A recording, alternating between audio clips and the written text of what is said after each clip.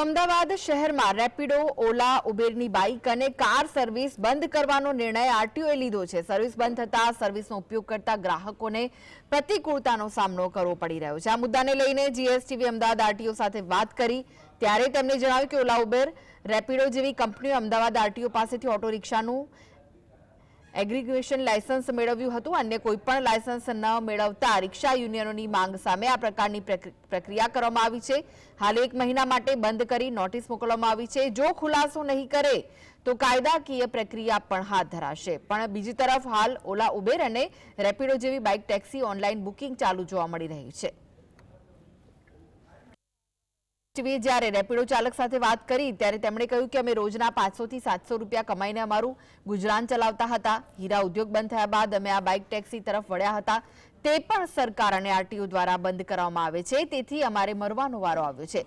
રિક્ષા ચાલકોએ વારંવાર અરજી કરતા મારી પાસેથી 1000 રૂપિયાનો દંડ ઉઘરાવ્યો, પરંતુ કંપની પર કોઈ કાર્યવાહી કરવામાં આવતી નથી તેવું કહ્યું હતું.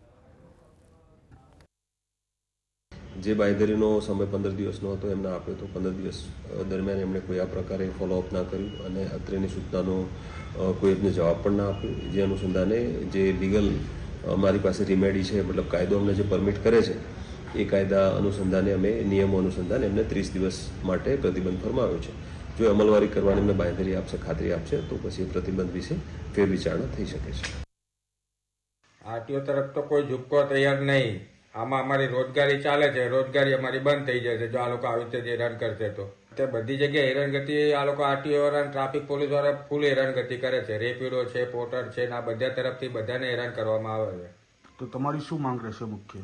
બસ આમાં અમારા રોજગારી ચાલે, અમને હેરાનગતિ ઓછી થાય એવું કંઈક સવલત કરે.